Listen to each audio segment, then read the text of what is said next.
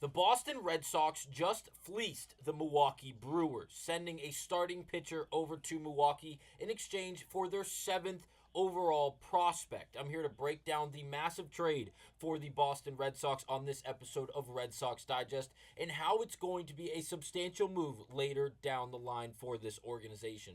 Welcome back. We're going to be breaking down all of that on this episode. But first, before we get to the news and information, please do remember, if you're a part of the near 90% currently watching this video, not currently subscribed to the channel, scroll down and click the subscribe button. We do appreciate all the love and support, so thank you guys tremendously for everything. But now let's get to it and break down this massive trade for the Boston Red Sox. Now, the name might not jump off the page at you just yet, but give it some time. Give him some time to gain some experience in the big leagues and obviously in the minor leagues where he's currently sitting at high A. Yoferi Rodriguez is going to be a problem later down the line after he gains some experience in a great farm system with the Boston Red Sox. Now to break the news, a tweet from the Red Sox organization on Twitter saying, the Red Sox today traded right-handed pitcher Quinn Priester to the Milwaukee Brewers in exchange for a minor league outfielder Yoferi Rodriguez, a competitive balanced round A draft pick, and a player to be named later or cash considerations. So there are a lot of moving parts involving this trade. We are specifically going to focus on one, who Yoferi Rodriguez is, who we gave up in Quinn Priester, as well as really the entire value of this overall trade for the Red Sox. So let's start with Yoferi Rodriguez. He was ranked the number 7 prospect in the Milwaukee Brewers organization based off this tweeted by Adam McClavey, saying Brewers trade, they got right-handed pitcher Quinn Priester from the Red Sox for outfielder Yoferi Rodriguez, and then tags MLB Pipeline on Twitter saying number 7 Brewers prospect. Plus a 2025 competitive balance round A selection and a player to be named. Priester will be in the big leagues for Milwaukee. So who did the Red Sox give up? They gave up Quinn Priester, someone that we saw pitch for this Red Sox team during spring training in a bit last season as well. And he wasn't great. We know what we're going to get from Priester in the sense that he's not a high velocity type of guy. He has a lot of movement involving his cutter, his slider, sweeper, if you'd like to call it that. And again, it's more of the breaking stuff and not crazy blow by you velocity. Now, we've seen that not to really be very effective in today's game, as again, velocity seems to be the biggest component to a ace level pitcher on the big league stage, I should say. Now, if you do look at his baseball savant page, we have to go back to 2024 because up to this point in the year, he has not yet qualified, does not have an official start with the Red Sox up to this point. Obviously, he's now been traded, so he won't have any confirmed starts for the Red Sox this season. But again, last season was not a great sample size for Mr. Priester in the sense that he only had 9 decisions in a 7 games started in a total of 11 games played overall last season. The barrel percentage is one of the things that stands out on the baseball savant page in the near 90th percentile, as well as his ground ball rate. Outside of causing ground balls, you do not see a lot of great things on the savant page. Obviously, like we mentioned earlier, the average fastball velocity is way down below league average, the expected batting average, the expected WOBA.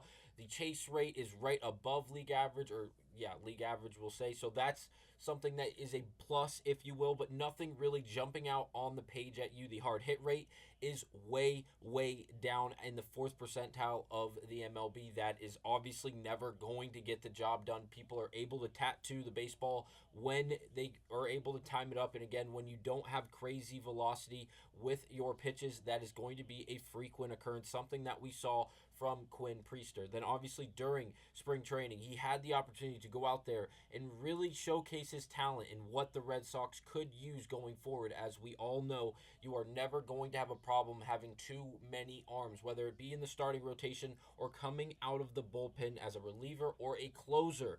And Priester was not able to really fill those shoes and did not come out here and dominate in the spring, resulting in him to be a piece of trade bait, if you will. A younger arm with, again, a decent amount of upside. He's only 24 years of age and has a long career ahead of him.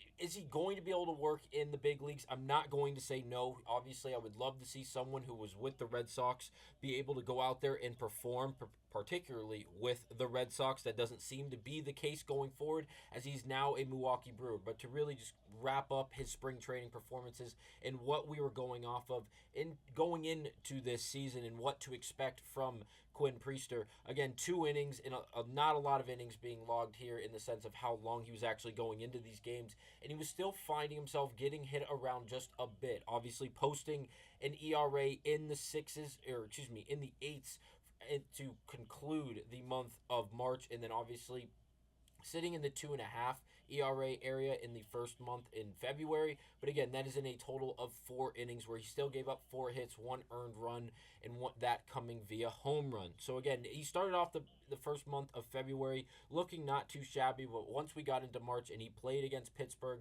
who doesn't have a great offense overall on paper or on the field. And then you look at Atlanta, someone whose roster may look scary on paper, who has really laid an egg up to this point in the season, getting absolutely trashed on. 6 hits, 3 earned, no home runs. Again, being able to hit around Quinn Priester here and really tally up base hits, resulting in runs. And he ended up walking 3 in that game as well. Overall, just getting rocked in that game. So who did the Red Sox get in return for someone in Quinn Priester who really wasn't going to be one of the main guys going forward, even if it was not this year, but the following year? Well, they went out and got Yoferi Rodriguez, and I apologize if I'm butchering the pronunciation of his first name. I went back to his high A, double A, and even triple A games from last season when he's playing in the Brewers organization and watched some of the broadcast to try to figure out how to say it, and this was the pronunciation I did find. So again, if I'm saying it incorrectly, I apologize to not only him, but you guys watching. And again, here are his numbers through the minor leagues up to this point of the season. He's batting .417. Again, that is only in 12 ABs, so do not run to the bank and bet on this guy to be the future of the Red Sox in the next 6 months.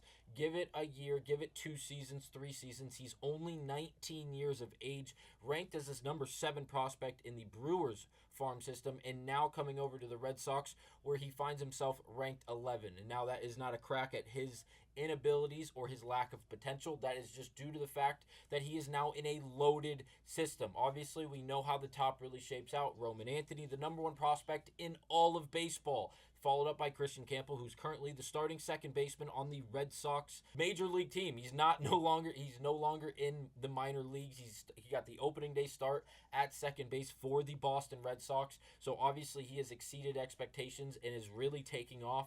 Then we have Marcelo Meyer as well, who's been playing very well, played excellent in spring training. Just a very monstrous group of young guys in this farm system for the Red Sox that just found itself getting even better as, again, the Red Sox were able to fleece the Milwaukee Brewers for this young prospect. Now, the last thing we're going to highlight in this video, if you guys do not know who this is, Aram Layton. I hope I'm saying that correctly. He is phenomenal. If you guys want to know anything about the prospects in the Major League, regardless of the team, regardless of the conference, the division, whatever it may be, this is your guy. He works with Just Baseball.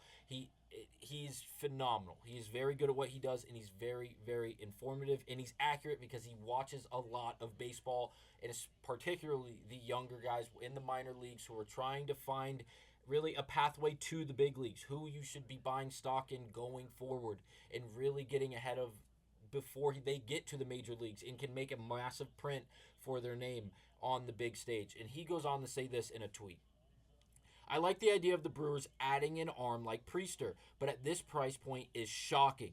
Here's my preseason tool grades on Yoferi Rodriguez. We'll link the write-up below. The moving a Comp A pick 2 with how the Brewers like to maneuver the draft, I'm surprised. And I apologize for the hesitation there. The font is extremely small on my screen, so I'm trying to read it as best as I can. But the point is the same. He has him very highly graded, thinks he's a multiple tool player with a lot of with a lot of abilities and a lot of upside.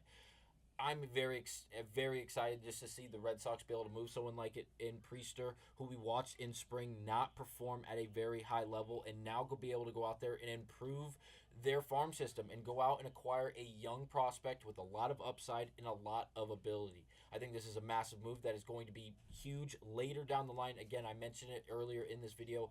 Give it a year, give it 2 years, give it even 3 years. And when he becomes the age of 21, 22, or even possibly 23, look for him to, if not sooner, pop out into the Red Sox organization and really be a significant piece. Thank you guys for watching, and I will see you guys on the next episode of Red Sox Digest.